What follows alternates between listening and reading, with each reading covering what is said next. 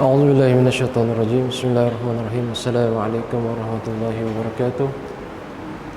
الحمد لله والصلاة والسلام على رسول الله وعلى آله وصحبه ومن والاه أما بعد. Alhamdulillah wa syukurillah wa la hawla wa la quwwata illa billah. Hadirin hadirat muslimin dan muslimat jemaah salam maghrib isya dan rahmat Allah SWT. InsyaAllah kita menyambung lagi pembahasan tentang puasa Ramadan. Persediaan kita menyambut Ramadan, iaitu mengetahui tentang hukum hakam yang berhubung kait dengan puasa dan juga ibadah-ibadah yang lain. Saya rasa malam ini malam yang terakhir untuk kita membahas tajuk ini. Minggu depan rasanya kita akan berterawih pada malam seperti ini, iaitu 12 April, itu hari melihat anak bulan. InsyaAllah kita akan cuba untuk cepat dan juga skip beberapa tajuk yang mungkin tidak beberapa penting lah.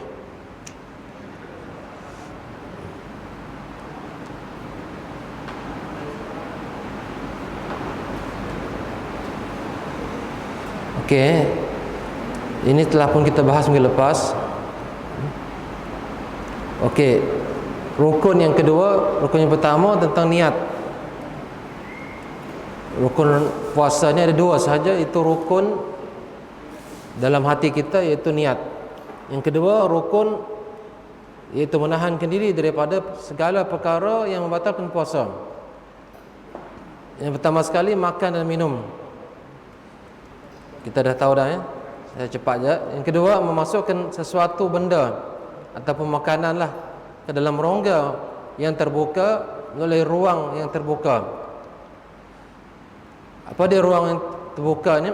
Mulut, hidung, telinga, lubang kemaluan, mata. Kemudian yang ketiga, muntah dengan sengaja. Kalau tidak sengaja, tidak batal. Melakukan hubungan kelamin dengan sengaja. Yang kelima, mengeluarkan air mani dengan sengaja kecuali bermimpi, tidak batal. Haid dan nifas, gila dan murtad. Okey, kita tengok perincian tentang perkara-perkara yang membatalkan puasa. Makan dan minum.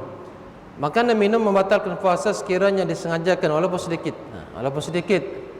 Contohnya makanan yang melekat di celah gigi kita, bila dah sampai siang ataupun ke 10 ke berapa lah, keluar, terlepas daripada celah gigi kita dan kita merasa di lidah kita makanan.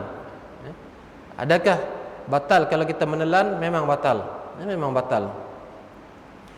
Jika terlupa dirinya berpuasa dan dia telah makan dan minum, puasanya tidak batal walaupun dia sudah makan atau minum dengan kuantiti yang banyak sekalipun, sepinggan, 1 pinggan, oh sedap, makan lagi. Sehingga ada yang tegur kata, kamu ni puasa ke tidak? Puasa. Kamu makan. Lupa. Dah 2 pinggan dah. Batalkah puasa dia? Tidak. Sebab Rasulullah menyebut, sesungguhnya Allah memberikan dia rezeki. Ini rezeki dia lah. Rezeki dia maksudnya dia makan. Tetapi walaupun dia katakan rezeki, dalam hadis tersebut bukan bermakna kita biarlah, jangan kita tegur dia, sebab itu rezeki dia. Ada pembahasan di kalangan ulama dalam bab ini. Adakah kita nak tegur atau biar dia makan, sebab itu rezeki dia. Tapi ulama cenderung mengatakan tegur dia. Adapun rezeki itu apa yang dah dimakan dan masuk dalam perut, mulut dan perut dia lah. Itulah. Bila kita tegur, itu bukan rezeki dia lagi. Bukan rezeki dia lagi. Ini dia. Okey, memasukkan satu ke dalam ataupun rongga yang terbuka ni, benda bermaksud sesuatu yang dapat dilihat, objek lah. Rongga pula bermaksud ruang daripada halqum hingga usus dan tali perut. Dia bukan dalam mulut saja. Kalau dalam mulut dia belum batal. Sebab itu kalau kita berwuduk, kita berkumur-kumur, dia tak batal. Kumur-kumur. Tetapi jangan terlalu mendalam sampai masuk ke dalam halqum. Itu yang menyebabkan batal. Ruang yang terbuka termasuklah mulut, telinga, kemaluan, dubur bagi lelaki dan perempuan. Nanti ada pembahasan khusus, kita tengok selepas ini. Ini saya tak sebut. Kalau kita buka kitab lama, memang kita akan berjumpa titisan oleh telinga membatalkan puasa, titisan oleh mata tidak membatalkan puasa, suntikan oleh tubuh membatalkan puasa. Apalagi suntikan oleh urat tidak membatalkan puasa. Nombor 1 dan nombor 3 ini kalau kita tengok dalam fatwa semasa nanti dia tak batal. Itu buku-buku lama tu memang dia katakan batal. Jadi apa pegangan kita? Nanti kita tengok. Cuma dia kata apa? Puasa akan terbatal jika air liur yang ditelan bercampur dengan najis. Apa contohnya najis ni? Darah ataupun nanah. Dalam mulut kita, gusi kita bernanah. Jadi air liur tu bercampur dengan nanah ataupun darah, itu jadi batal kalau kita telan. Tapi kalau kita tak sedar dia ada nanah ataupun darah, itu tidak membatalkan sebab kita tak tahu. Puasa juga akan terbatal jika air masuk ke dalam mulut dan hidung ketika berkumur-kumur secara berlebih-lebihan. Ini kalau sengaja dia lebih-lebih. Memang kita tak boleh berkumur macam ni bulan Ramadan ni. Itu memang akan masuk. Kumur macam biasa aja. Dah. Adapun kita berwuduk masuk air dalam hidung tak payah. Kita letak je sini, zahir saja. Tak payah kita sedut. Itu memang batal. Muntah dengan sengaja boleh membatalkan puasa seseorang sekalipun dia pasti tiada apa-apa daripada mulutnya itu masuk semula ke dalam perut. Walaupun dia keluar-keluar, dia sengaja, perbuatan sengaja itu yang menyebabkan batal. Tapi kalau tidak sengaja, contohnya dia pergi ke tempat pembuangan sampah, dicium, busuk sehingga dia termuntah, itu tidak membatalkan. Tidak membatalkan. Kini sudah. Okey, hubungan kelamin. Suami isteri melakukan hubungan suami isteri pada siang hari boleh membatalkan puasa sekalipun tanpa keluar air mani, walaupun tidak keluar mani. Dibenarkan untuk melakukan hubungan suami isteri pada malam hari bulan Ramadan. Adapun siang hari maka batal puasanya, maka dikenakan kafarah. Kafarah maksudnya denda, iaitu memerdekakan seorang hamba. Memang tak ada hamba zaman kita ni. Apa nak buat? Pergi ke step yang kedua. Berpuasa 2 bulan berturut-turut. Tak boleh miss walaupun 1 hari. Miss, ulang lagi pada awal. Tak dapat juga, dah berapa kali dah cuba puasa, tak boleh, tak mampu. Maka pergi step yang ketiga, iaitu memberi makan kepada fakir miskin sebanyak 60 fakir miskin. Satu fakir miskin dia 1 cupak. Itu agak mudahlah sikit. Tetapi dia tak boleh skip terus ketiga. Saya tak boleh nak berpuasa berturut-turut ni, memang saya tak mampu. Cuba dulu. Dah berapa kali tak mampu, barulah pergi memberi makan kepada 60 orang fakir miskin. Itu. Jadi ini jangan dibuat. Nauzubillah min zalik. Sebab itulah ulama dia memberikan pandangan tentang berkahwin bulan Syaban. Walaupun ikut hukum asal tak ada haram kahwin bulan Syaban ni, tetapi memandangkan orang kahwin bulan Syaban ni sangat dekat dengan Ramadan. Memang dia sangat panas, besi tu masih panas. Panas walaupun letak dalam air masih panas lagi. Itu kias saya lah. Jadi kalau orang baru kahwin sebulan pun masih panas. Nilofa kahwin, baru kahwin kan, minggu lepas. Ada yang baru kahwin minggu ini. Adakah dia tahan mengawal diri dia? Banyak yang tidak tahan. Sebab itulah hukumnya keluar hukum ini, iaitu didenda 2 bulan berturut-turut atau memerdekakan hamba. Sebab memang banyak yang terlepas. Baik dalam bab bercium, suami mencium isteri, isteri mencium suami, bagi yang tidak kuat dilarang untuk bercium qublah. Bagi yang kuat tak ada masalah. Rasulullah SAW ditanya oleh sahabat, kata, boleh tak bercium suami isteri? Rasulullah SAW mencium aku sedangkan sedang berpuasa. Itu Rasulullah sangat kuat mengawal dirinya kan. Tapi bagi orang-orang tertentu mungkin bila dah cium tu dia pergi ke arah lain nanti. Bukan hanya cium tetapi dalam lagi. Itu yang kita nak, ulama kata jangan kalau tidak kuat. Macam mana kita tahu kuat tidak kuat? Tak payah kita jangan test, jangan test. Bila dah berlaku puasa 2 bulan betul-betul, jadi payah. Jadi kita pun tahu diri kita ni, tak boleh. Kita sentuh dah ada nampak rasa karan kan. Karan itu sendiri dah menambangkan bahawa kita tak kuat. Rasulullah dia sangat kuat. Jadi ini harus dielakkan. Sehingga ada saya dengar ulama mengatakan makruh berkahwin bulan Syaban. Sebab apa? Dia membawa kepada perbuatan ini nanti bulan Ramadan.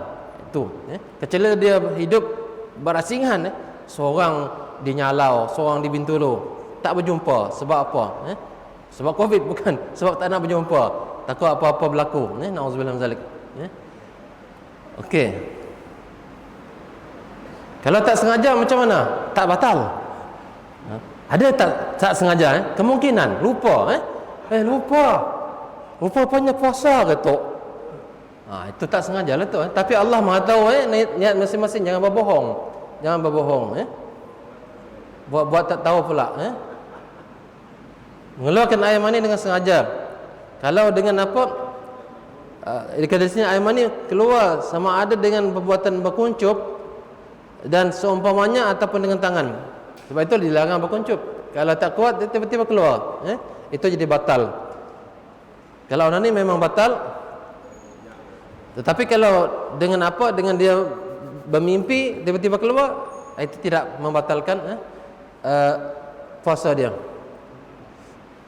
Haid dan nifas. Sekiranya wanita yang berpuasa keluar haid ataupun nifas pada sebahagian waktu siang, maka batallah puasanya. Siang hari, kalau malam dia keluar, kebetulan malam itulah malam tempoh terakhir, maksudnya 6 hari dia haid, malam tu mungkin rasanya last lah. Besok tu sebelum subuh dia kena cek, cek and recheck, adakah sudah bersih atau tidak, suci atau tidak. Kalau dah suci, dia kena sahur. Lepas subuh, dia sembahyang subuh, cek lagi. Kalau ada, cek lagi berapa jam lepas itu. Kadang-kadang siang tu pukul 10, keluar lagi haid. Kalau tidak ada haid, dia boleh teruskan puasa dia. Dia wajib mengqadakan puasa hari tersebut bagi bulan-bulan yang lain. Itu sebab dia batal. Walaupun tinggal 1 minit nak buka puasa, tiba-tiba haid, maka tidak dikira sah. Tidak sahlah puasa dia. Gila ataupun murtad, ini pun kalau orang gila tiba-tiba dia datang gilanya pada waktu tertentu siang Ramadan, maka batallah puasa dia. Dia kena qada. Murtad sama juga. Tapi kita pun tidak terbayang bagaimana orang yang puasa dia murtad. Nauzubillah min zalik. Tidak terbayang oleh kita. Tapi ada berlaku. Nauzubillah min zalik. Okey, ini yang saya nak bahas tentang fatwa semasa tentang hukum hakam puasa ni. Kalau dalam buku-buku fiqh mazhab, kita tengok ni memang ada yang batal, kata ini batal, ini batal. Tapi bila kita tengok lagi keputusan daripada ulama-ulama sedunia ni, mereka berjumpa dalam apa? Dalam persidangan fiqh antarabangsa ni, Al-Majma' Al-Fiqhi Al-Islami ni. Jadi mereka membahas semua perkara yang berkait dengan puasa. Di antaranya adalah yang pertama sekali dia kata apa? Perkara-perkara tersebut ini tidak membatalkan puasa. Yang pertama sekali, ubat titis mata, titis telinga. Kalau ikut dalam pembahasan Syafi'i batal. Tapi dia kata tidak, sikit saja, dia tidak membatalkan. Ubat titis hidung atau semburan hidung dengan syarat tidak menelan apa yang sampai ke halkum. Bila letak dalam mata tu ada rasa, jangan telan, dia kena buang. Ubat tablet bawah lidah bagi yang sakit jantung. Sakit jantung dia letak pil dia bawah lidah, tapi jangan ditelan, airnya dibuang.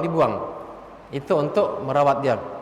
Memasukkan ubat oleh faraj, memasukkan alat perubatan, membasuh spekulum dan jari doktor atau bidan semasa pemeriksaan vagina sebelum bersalin. Dia cek. Ia tidak membatalkan puasa. Kalau perempuan tu masih berpuasalah. Yang keempat, memasukkan teropong ke dalam salur peranakan rahim atau alat ke dalamnya, contohnya alat pencegahan kehamilan, IUCD. Dia tidak membatalkan puasa juga. Yang kelima, memasukkan teropong ke salur kencing lelaki dan perempuan untuk penyediaan X-ray dan sebagainya. Kalau lelaki kadang-kadang dia kena batu karang, kena dihancurkan dengan melalui tiub kecil. Yang keenam, menampal, mencabut, mengorek dan mencuci gigi ataupun menggunakan alatan dan berus gigi dengan syarat tiada apa yang bahan yang masuk ke perut dari pusat tersebut. Orang sedang tampal gigi, cabut gigi, cuci gigi boleh. Tapi kalau ada waktu lain, janganlah pilih Ramadan nak cuci gigi, ataupun nak cabut gigi. Sakit gigi ni dia tak ada waktu yang dia bagi, nanti akan sakit bulan Ramadan. Tak, dia waktu-waktu yang tidak diduga oleh kita. Jadi tiba-tiba bulan Ramadan sakit, tak boleh nak buat apa, cabutlah. Tak ada masalah, dia tidak membatalkan puasa. Membasuh mulut, berkumur atau bersemburan mulut dengan syarat tiada bahan masuk ke dalam perut dan tidak menelan apa yang sampai ke halkum. Jangan ditelan, buang. Yang ke-8, suntikan oleh alat kulit, otot, sendi dan pembuluh darah kecuali menyalurkan makanan oleh pembuluh darah seperti glukos yang mengenyangkan. Kadang-kadang kita tengok orang ni masuk sini, Pergi hospital kata, ini letih sangat, kita tengok, dia masukkan air. Air itu sebenarnya glukos. Itu boleh membatalkan puasa. Boleh membatalkan puasa. Kemudian oksigen dan gas bius. Kadang-kadang orang asma ni guna inhaler tak ada kesan, akhirnya guna oksigen. Boleh ke tak? Boleh. Gas. Bius menggunakan gas, bukan menggunakan cahaya yang mengenyangkan. Ini tidak membatalkan. Semua jenis bahan yang boleh menyerap ke dalam badan oleh kulit seperti krim, jelly ataupun plaster berubat tidak membatalkan secara zahirnya. Sesalur dan bahan perantara untuk pemeriksaan X-ray khas jantung ataupun benda-benda lainnya, organ lainnya tidak membatalkan puasa juga. Teropong dalam rongga perut, endoskopi untuk mencari penyakit, punca penyakit letak dalam perutnya, itu tidak membatalkan puasa. Mengambil tisu biopsi hati ataupun organ lain untuk ujian makmal tidak membatalkan puasa. Teropong perut dengan syarat tidak memasukkan apa-apa bahan cecair atau bahan seumpamanya juga tidak membatalkan puasa. Masukkan ubat atau alat ke dalam otak, kalau adalah pemeriksaan otak, dia tak membatalkan puasa juga. Muntah secara tidak sengaja, ini pun kita dah bahas tadi, tidak membatalkan puasa. Kita tengok B, jika tidak memberikan mudarat, para doktor muslim hendaklah menasihati pesakit untuk menangguh dulu rawatan yang meragui sehingga selesai puasa. Kalau boleh bincang dengan doktor, ini boleh tak dirawat selepas Ramadan nanti? Boleh dia kata. Kalau tak boleh, memang bulan Ramadan lah, sebab dia akan mengganggu aktiviti puasa. Ada yang sifat makruh, ada yang mungkin membatalkan. Tapi kebanyakan yang kita tengok tadi tidak membatalkan puasa. Kemudian tambahan lagi, majoriti ataupun mendapat majoriti peserta seminar ulama lah menambah perkara-perkara berikut juga tidak membatalkan puasa. Suntikan ke dalam dubur, kalau ikut buku kitab fiqh Syafi'i memang membatalkan, dia kata dalam kitab lama. Tapi bila ulama bahas lagi, mereka mengatakan tidak membatalkan puasa. Teropong dan pemeriksaan digital ke dalam dubur. Yang kedua, pembedahan yang melibatkan bius sepenuhnya jika pesakit mengambil keputusan berniat untuk berpuasa pada malamnya. Ini pun tidak membatalkan puasa. Mesin ataupun dialisis buah pinggang melalui perut, dia tidak membatalkan puasa. Okey, adab berpuasa. Bila kita sebut adab ni, dia adalah perkara sunat yang dilakukan orang ketika berpuasa ni bulan Ramadan. Pertama, bersegera ketika berbuka. Bila masuk jam waktu 6.30 terus baca doa. Tapi doa yang kita baca ni sepatutnya awal lagi dah. Itu doa-doa yang kita minta tiap hari lah. Kita minta bila nak azan dah, kita baca zahabaz zama'u wa talatil uruq wa thabatul ajr insyaallah, ataupun Allahumma laka sumtu bika amantu ala rizqika aftu bi rahmatika arhamar. Itu boleh juga. Tapi yang Rasulullah banyak doa zahabaz zama'u wa talatil uruq wa thabatul ajr insyaallah. Itu kita boleh share nanti doa tersebut. Jangan kita lambat-lambatkan. Kalau lambat-lambat dia hilang bonus. Bersahur walaupun dengan seteguk air. Jangan tidak bersahur. Kadang-kadang orang bagi alasan malam aku dah makan dah murih tadi, tak nak ada sahur. Tak rugi. Sebab sahur ni berkah, dia bagi ganjaran pahala. Melewatkan sahur, jangan awal sangat, pukul 1, pukul 2, pukul 3. Pukul 4 boleh, 4.30 okey. Pukul 5 subuh katakan, setengah jam sebelum subuh tu boleh dah sahur. Bangun awal tak apa, bangun tahajud dulu, baca Quran, istighfar, doa. Bila dah setengah jam makan. Sebab kita nak dapat pahala sunat. Itu melambatkan sahur, jangan cepat, jangan awal sangat malam. Kalau dah makan malam rasa kenyang, minum air je ataupun kurma. Berbuka kurma, sahur pun ada kurma juga. Meninggalkan kata-kata keji dan perbuatan serta perkataan yang memberahikan, porno. Jangan cakap-cakap lucah. Jangan keji mengeji ataupun jangan mengumpat. Mengumpat ni boleh menyebabkan terhakis pahala ni. Mandi janabah ataupun mandi wajib sebelum fajar kalau boleh. Kalau tak sempat, dah fajar dah azan subuh, tak apa, mandi, teruskan dengan berpuasa. Meninggalkan perbuatan berbekam. Berbekam ni sunat kalau dalam hari biasa, tapi ketika berpuasa ni makruh. Tidak membatalkan puasa. Walaupun ada pembahasan ulama kata ulama ni kita batal, yang kata tidak. Jumhur ulama termasuk Syafi'iyah, mazhab Syafi'i mengatakan tidak batalkan puasa. Tidak batalkan puasa. Ketujuh, meninggalkan perbuatan merasa makanan. Bagi perempuan lah, masak. Rasa kat lidah. Makruh. Adabnya tidak merasakan. Nanti bila kita nak makan nanti baru kita rasakan letak garam. Tapi bagi kita susah sikit. Dia kena letak awal-awal. Dia kena rasakan. Itu makruh lah. Tidaklah menyebabkan batal puasa dia. Berdoa ketika berbuka, doa banyak-banyak. Ini doa yang tidak ditolak oleh Allah, doa yang dikabulkan. Peruntukkan 5 minit, 10 minit untuk berdoa, istighfar dan berdoa. Memberi makan kepada orang yang buka puasa, masya-Allah bagilah walaupun kurma, walaupun air. Banyakkan sedekah dalam bentuk duit, sedekah dalam bentuk makanan. Membaca Quran khatam 1 kali paling kurang, kalau boleh 2 kali. Yang kita baca tadarus ni itu untuk kumpulan, tetapi untuk peribadi kena baca dia sendiri daripada Al-Fatihah Alif Lam Mim sampai Qul a'udzu birabbin nas. Itu untuk program peribadi. Untuk tadarus ialah kita khatam sekali 2 kali. Dan beriktikaf di masjid kalau mampu. Sekarang dia ada SOP kan, ada SOP iktikafnya ada sekian waktu sekian. Tarawih kita boleh, tetapi maksudnya jangan lebih daripada pukul 10. Itu. Kerana makruh ketika puasa Ramadan ni melewatkan berbuka puasa. Dah azan dah masih lagi bersembang, masih lagi nak buat makanan lagi, cucur lagi, bubur pedas lagi belum siap, umai lagi belum siap, masih lagi makan dulu. Bila azan dah ambil kurma makan dah. Wah, picit buatlah umai kat situ, buatlah linut kalau nak buatlah. Kalau boleh janganlah makan terus selepas berbuka puasa. Minum sikit, makan kurma dah solat. Itu yang paling baik kata Rasulullah SAW bila ditanya oleh Aisyah. Adapun orang yang berbuka lepas tu makan lama-lama lagi, itu kurang afdal, tidak baik. Terlalu awal makan sahur, malam makan sahur dah, itu tidak afdal. Makruh sebenarnya. Bercakap-cakap dan kata-kata yang keji dan lucah. Mandi janabah selepas terbit fajar, berbekam, merasa makanan, tidak berdoa ketika buka puasa, jarang bersedekah, tidak membaca Quran dan iktikaf. Ini semuanya makruh. Rugi, tidak dapat bonus, sayang. Golongan ini berikan rukhsah untuk berbuka puasa. Siapakah orang yang boleh tidak berpuasa di bulan Ramadan? Orang yang musafir boleh tidak puasa. Tapi kalau dia rasa dia okey, selesa badan jalan driving, kenapa nak berbuka? Tapi kalau dia rasa nak buka, boleh buka. Tapi kena qada. Orang yang sakit boleh, tak sihat dia kena boleh berbuka.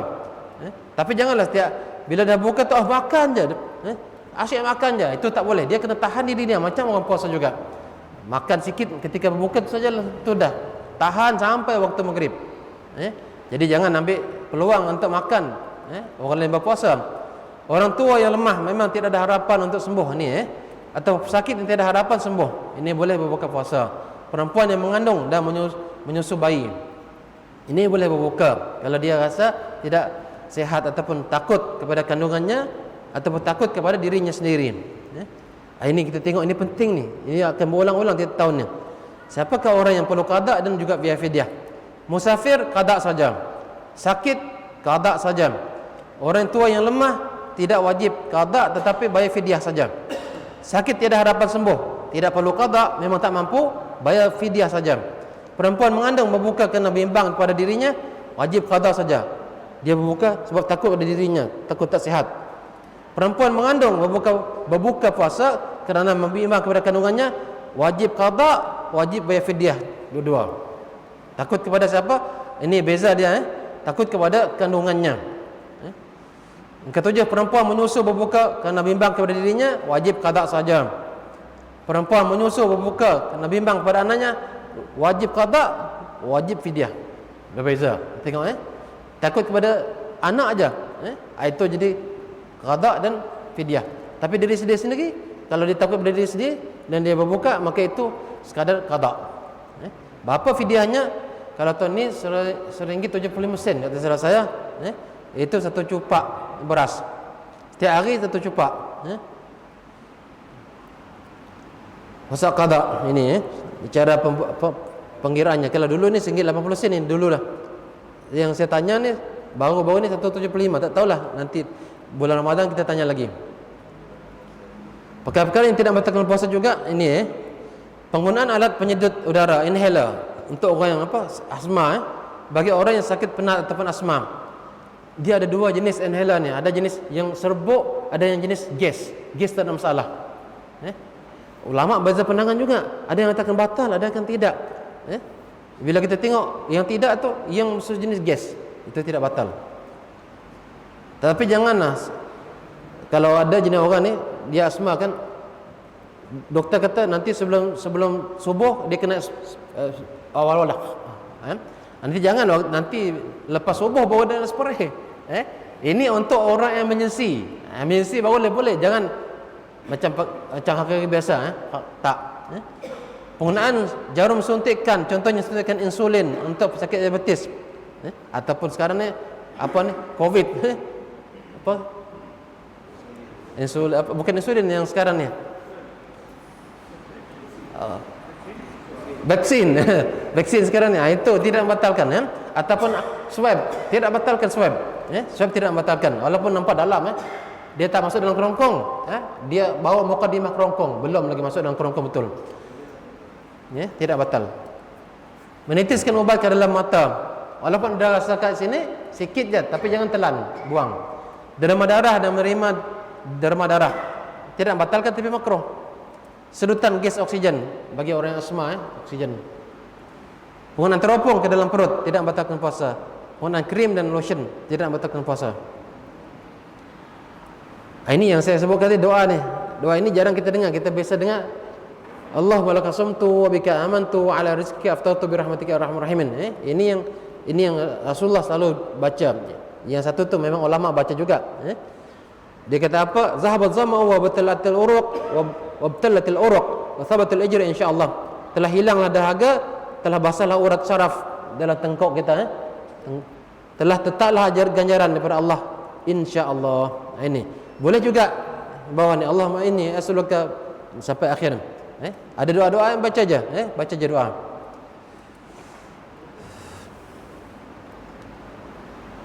Bila malam Lailatul Qadar apa kita baca? Inilah Allahumma innaka afun tuhibbul afwa fa'fu anni. Ataupun Allahumma innaka afun karimun tuhibbul afwa fa'fu anni. Boleh ada karim juga boleh. Tak ada masalah. Biasa kita baca ada karim kan? Ini 10 akhir Ramadan baca banyak ini. Awal Ramadan pun baca. Bila 10 akhir Ramadan tu memang gandakan setiap berdoa tu banyakkan. Penuan Syawal sempat pengertian Aidil Fitri. Aidil Fitri maksudnya Aid bermaksud kembali bersih, suci daripada dosa. Tarikh mula disyariatkan solat hari raya, itu solat hari raya disyariatkan pada tahun 2 Hijrah. Hukum solat hari raya, hukumnya adalah sunnah muakkadah atau sunnah muakkad, sangat ditekankan. Kalau boleh jangan tidak solat. Kadang-kadang orang ni solat sunat, kata tak payahlah. Kalau orang perempuan aku sih mau solat sunat aja. Tak, walaupun haid sekalipun disuruh datang, tapi tidak dalam masjid, di luar dengar dengan khutbah. Ini kata ulama. Ini hukumnya sunnah muakkad, sangat ditekankan. Kalau boleh datang. Hal ini kerana Rasulullah SAW tidak pernah meninggalkan solat hari raya ni, Aidil Fitri dan Aidil Adha. Para sahabat radhiyallahu anhum juga melaksanakannya selepas kawatan baginda. Itu tuntut supaya dilakukan secara berjamaah, sunat berjamaah. Tapi kalau dah terlepas, habis dah solat raya, aku sembahyang seorang tu. Sembahyang seorang lah kau sia. Saya dah khutbah lah. Macam sebelum ini kita khutbah di rumah. Tahun lepas, tahun ini insya-Allah kita khutbah di sini. Waktunya bermula daripada terbit matahari sehinggalah tergelincir matahari. Maksudnya sampai zuhur dah tak ada lagi. Pukul 11 masih boleh sembahyang raya. Kalau orang yang belum lah.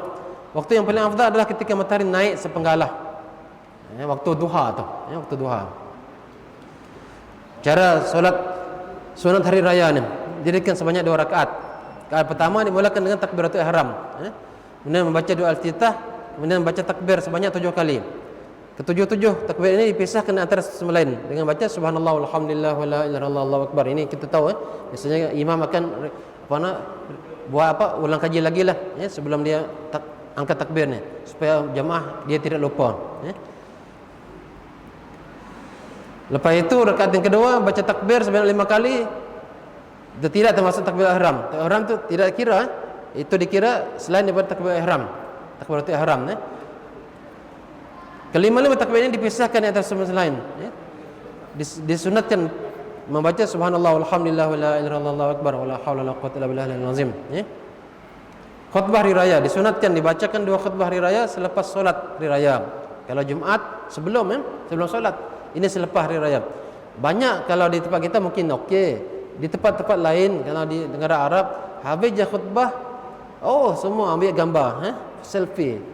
Padahal itu khutbah itu adalah sunat, tetapi sunat yang ditekankan. Dengarlah khutbah, janganlah sibuk nak bergambar lagi, nak bersembang-sembang lagi, tak payah. Jadi bila habis solat hari raya ni dengar khutbah, Jika disampaikan khutbah sebelum solat maka tidak dikira, tidak sah tu. Semua rukun 2 khutbah dan sunat-sunatnya adalah terpakai pada khutbah solat sunat hari raya. Khutbah pertama sunat dimulakan dengan 9 takbir dan kedua 5 takbir. Takbir hari raya, takbir hari raya bila masuk jam maghrib, itu takbir lah.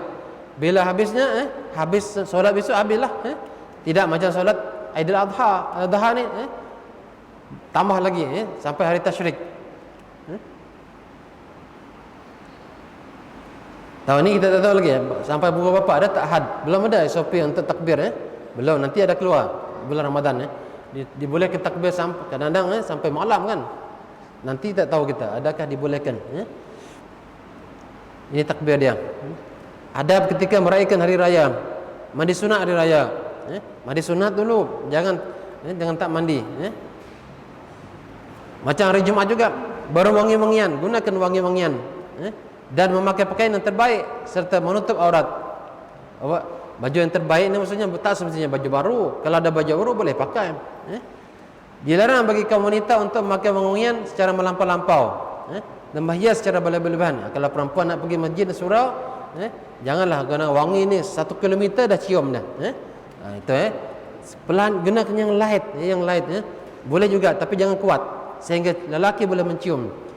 Disunatkan makan sedikit sebelum keluar salat raya. Hari raya ni kita makan dulu sebelum sembahyang. Kalau salat Aidil Adha, bila nak sembahyang tu jangan makan dulu, nanti makan selepas salat hari raya Aidil Adha.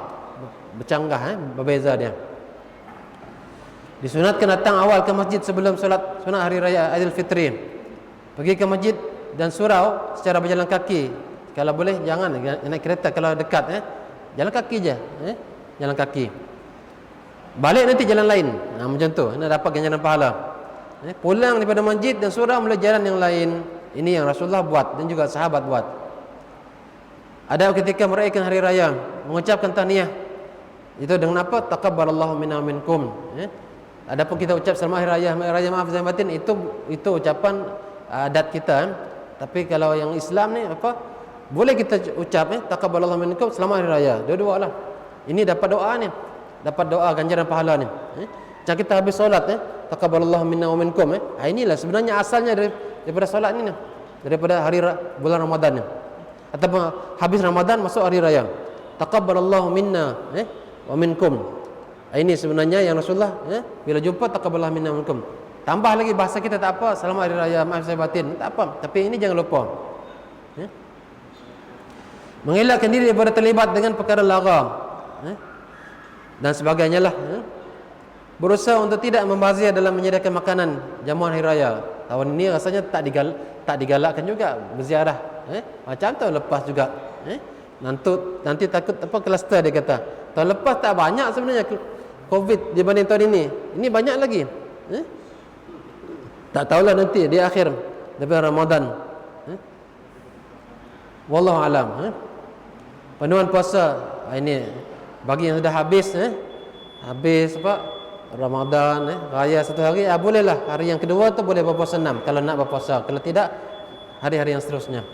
Masya-Allah, jadi habis alhamdulillah. Jadi moga-moga apa yang kita bahas ini bermanfaat untuk kita menyambut Ramadan yang tidak lama lagi. Tak sampai 10 hari dah, tinggal beberapa hari saja. Masya-Allah.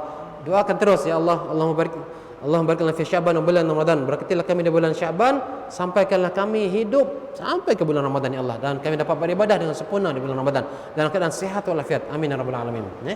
Jadi terima kasih atas perhatian, mohon maaf atas kelemahan dan kekurangan. Subhanakallahumma bihamdik asyhadu an la ilaha illa anta astaghfiruka wa atubu ilaik. Bismillahirrahmanirrahim. Al-'asr innal insana lafi khusr illa allazina amanu wa 'amilus solihati wa tawassaw bil haqqi wa tawassaw bis sabr. Assalamualaikum warahmatullahi wabarakatuh.